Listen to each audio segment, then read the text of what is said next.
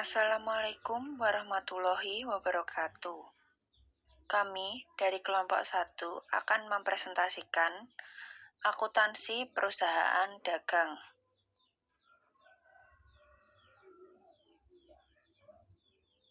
Kami beranggotakan 1. Nurul Lailiyah, 2. Widya Septaryana, 3. Malaikatul Laili Ananda Ayunina, yang keempat Poppy Novita Ayu Ramadhani, yang terakhir Novi Antikasari. Selanjutnya, saya akan membahas mengenai materi akuntansi perusahaan dagang. Akuntansi perusahaan dagang dibagi menjadi 7. Yang pertama, karakteristik perusahaan dagang. Perusahaan dagang itu sendiri adalah perusahaan yang kegiatan pokoknya melakukan pembelian dan penjualan barang dagang tanpa mengubah bentuk barang tersebut. Jadi, perusahaan dagang berfungsi sebagai jembatan antara konsumen yang membutuhkan suatu barang tertentu dengan produsen yang menyediakan barang tersebut. Aktivitas perusahaan dagang tersebut dikelompokkan ke dalam 4 kelompok utama, yaitu 1. Pembelian, 2. Pengeluaran kas, 3. Penjualan, dan yang keempat penerimaan kas. Operasi perusahaan dagang yang kedua yaitu akun-akun perusahaan dagang.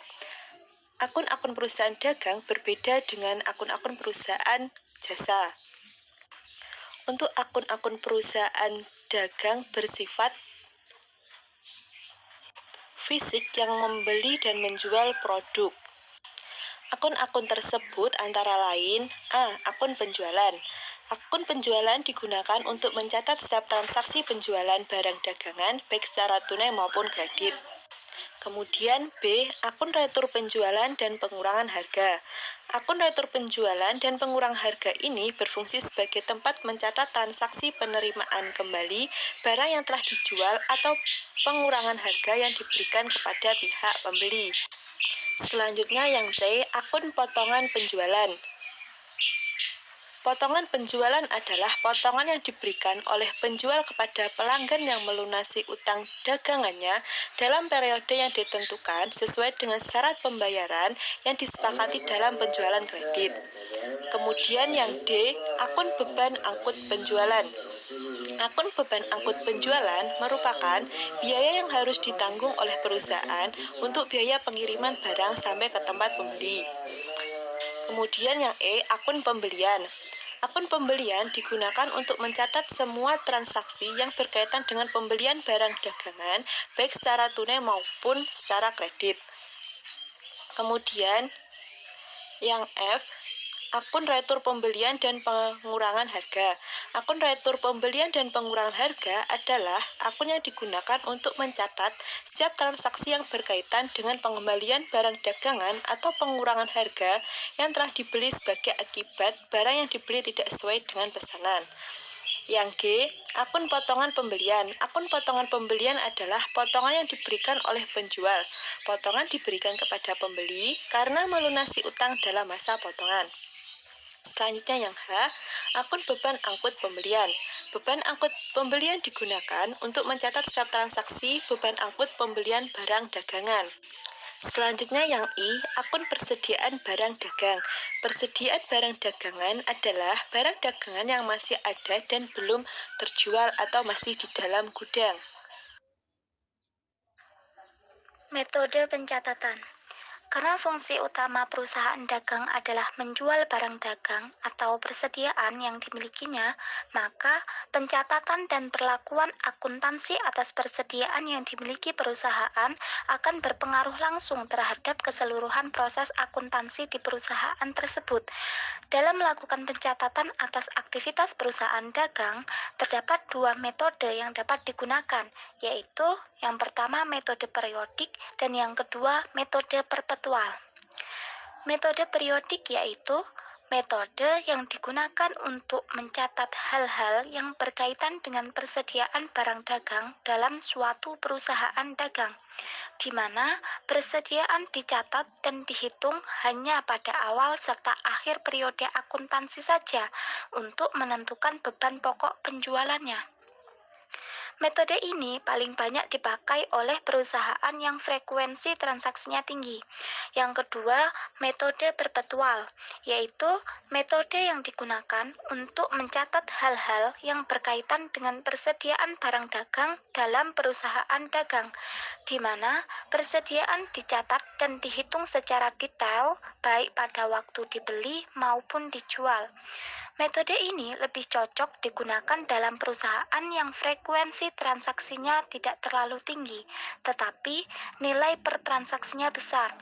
Berbeda dengan metode periodik, pada saat melakukan transaksi pembelian, nilai transaksinya di jurnal di sebelah debit akun persediaan dan di sebelah kredit akun kas atau utang usaha. Setiap kali melakukan transaksi penjualan, nilainya didebit pada akun kas atau piutang usaha dan dikredit pada akun penjualan. Pada saat yang sama juga didebit akun beban pokok penjualan dan dikredit akun persediaan. Jadi, dari setiap jurnal penjualan perusahaan dapat langsung mengetahui laba kotor yang diperolehnya. Syarat pembayaran perusahaan dagang. Syarat pembayaran adalah mekanisme atau tata cara pembayaran harga barang yang dibeli. Pembelian barang dapat dilakukan dengan dua cara, yaitu pembelian tunai dan pembelian kredit. Di samping itu, dalam syarat pembayaran seringkali dicantumkan syarat-syarat khusus yang disepakati kedua belah pihak.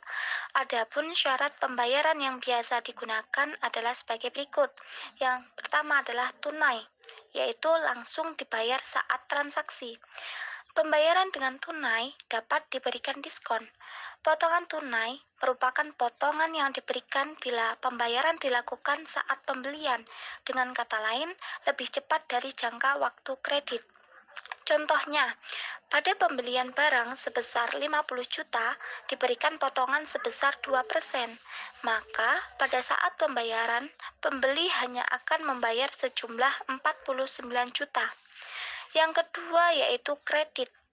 Syarat pembayaran secara kredit berarti pembayaran barang yang dibeli dapat dilakukan beberapa waktu setelah barang diterima, biasanya 1-3 bulan. Beberapa syarat pembayaran dalam jual beli secara kredit antara lain, yang pertama, N/30. Artinya, pembayaran seluruh harga barang dagangan dapat dilakukan selambat-lambatnya 30 hari sejak tanggal faktur atau tanggal transaksi. Yang kedua yaitu N/IOM atau end of month.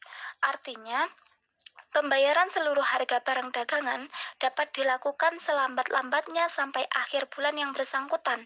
Misal, pembelian dilakukan tanggal 5 Maret 2018 dengan syarat N/IOM, maka pembeli dapat melunasi pembayaran selambat-lambatnya sampai dengan tanggal 31 Maret 2018. Yang ketiga yaitu 2/10 N/30. 2/10 artinya pembeli akan menerima potongan harga sebesar 2% apabila pembayaran dilakukan paling lambat 10 hari setelah tanggal transaksi. N/30 artinya jangka waktu pelunasan adalah 30 hari. Yang keempat yaitu N/15 IOM. Artinya, pembeli harus melunasi utang pembeliannya paling lambat 15 hari setelah akhir bulan perjanjian jual beli. Dalam hal ini, penjual tidak memberikan potongan tunai. Yang kelima yaitu COD atau cash on delivery.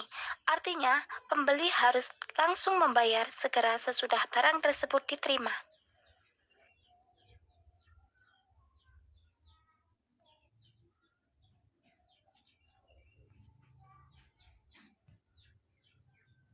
Baik, selanjutnya saya akan membahas syarat penyerahan barang. Apa sih syarat penyerahan barang? Syarat penyerahan merupakan perjanjian antara penjual dan pembeli mengenai siapa yang menanggung biaya pengiriman barang dari gudang penjual sampai ke gudang pembeli. Dan adapun beberapa syarat penyerahan barang yang sering digunakan antara lain, yang pertama, FOB shipping point atau free on board shipping point. Artinya, ongkos pengiriman barang menjadi tanggungan pihak pembeli atau barang diserahkan penjual di gudang penjual. Syarat yang kedua yaitu FOB destination atau Free on Board Destination, yang artinya ongkos pengiriman barang menjadi tanggungan pihak penjual atau barang diserahkan penjual di gudang pembeli. Pembahasan selanjutnya yaitu beban pokok penjualan. Beban pokok penjualan atau BPP adalah harga beli barang-barang yang dijual selama suatu periode akuntansi. Perhitungan BPP dapat dilakukan dengan menjumlahkan persediaan awal barang dagang dengan pembelian bersih dalam satu periode, lalu dikurangi persediaan barang dagang pada akhir periode akuntansi. Sementara itu, perhitungan pembelian bersih dilakukan dengan mengurangkan jumlah retur pembelian dan potongan pembelian dari pembelian total. Beban pokok penjualan yang telah ditetapkan lalu dikurangkan dari penjualan bersih untuk menentukan laba kotor usaha. Sedangkan penjualan bersih dihitung dengan mengurangkan jumlah retur penjualan dan potongan penjualan dari penjualan total. Laba kotor yang telah diketahui kemudian dikurangi dengan beban operasi untuk menentukan laba bersih usaha sebelum pajak. Dan adapun beban operasi tersebut terdiri dari dua beban, yaitu beban pemasaran dan beban administrasi dan umum. Beban pemasaran adalah beban yang dibutuhkan untuk mendistribusikan barang dari perusahaan sampai ke tangan konsumen. Beban ini mencakup beban promosi, beban iklan, gaji wiraniaga, komisi wiraniaga, beban angkut penjualan, dan sebagainya. Beban yang kedua yaitu beban administrasi dan umum. Beban administrasi dan umum adalah beban-beban yang terkait dengan operasi kantor dana umum. Beban ini tercangkup dalam kelompok ini adalah beban listrik, beban telepon, beban air, gaji karyawan, beban penyusutan, dan beban sebagainya. Ketujuh, retur penjualan. Dalam transaksi yang dilakukan perusahaan, sering terjadi situasi di mana pihak pembeli mengembalikan sebagian barang dagangan yang telah dibelinya karena suatu alasan tertentu, seperti ketidakcocokan warna, kerusakan produk, ketidaksesuaian kualitas, dan sebagainya. Inilah yang disebut retur penjualan. Pengembalian barang dagang ini akan mengakibatkan piutang usaha berkurang sebesar nilai barang yang dikembalikan. Di pihak lain, pembeli akan mencatatnya sebagai retur pengembalian dan utang usaha pihak pembeli akan berkurang dalam jumlah yang sama. Materi selanjutnya, menyelesaikan siklus akuntansi. Apa yang dimaksud dengan siklus akuntansi? Nah, di sini siklus akuntansi adalah proses akuntansi yang diawali dengan menganalisis serta menjurnal transaksi dan diakhiri dengan mengistisarkan dan melaporkan transaksi tersebut. Itulah yang disebut siklus akuntansi. Hasil terpenting dari siklus akuntansi ialah laporan keuangan. Selanjutnya, langkah dalam menyusun sebuah siklus akuntansi. Yang pertama, transaksi dianalisis dan dicatat pada buku jurnal. Yang kedua, transaksi diposting ke buku besar. Yang ketiga, neraca saldo disiapkan, data penyesuaian dikumpulkan, dan neraca lajur disesuaikan. Yang keempat, laporan keuangan disiapkan. Yang kelima, ayat jurnal penyesuaian dan ayat jurnal penutup dibuat dan diposting ke buku besar. Yang keenam, neraca saldo setelah penutupan disiapkan. Bentuk laporan laba rugi.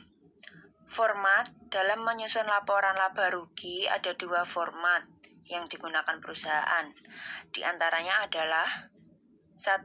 Single Step Income Statement. Pada bentuk single step, seluruh pendapatan dan keuntungan maupun yang termasuk dalam unsur operasi diletakkan pada awal laporan. Laba rugi diikuti dengan seluruh biaya dan kerugian yang termasuk kategori operasi. Selisih antara pendapatan, keuntungan, biaya, dan kerugian menghasilkan laba kotor. Selisih laba kotor dan pajak penghasilan menghasilkan laba bersih. Yang kedua, multiple step income statement. Dalam laporan ini, transaksi operasi dipisah dengan transaksi non-operasi. Laporan ini juga membandingkan biaya dan beban dengan pendapatan yang berhubungan. Ketika laba operasional diungkapkan, maka akan terlihat perbedaan antara aktivitas biasa dengan aktivitas yang tidak biasa atau insidentil. Demikian akhir presentasi dari kami. Sebelumnya kami mohon maaf sebesar-besarnya apabila di dalam penyampaian tadi mungkin ada kesalahan kata atau beberapa pernyataan yang menyinggung. Semoga materi yang kami sampaikan bermanfaat untuk kita semua. Wassalamualaikum warahmatullahi wabarakatuh.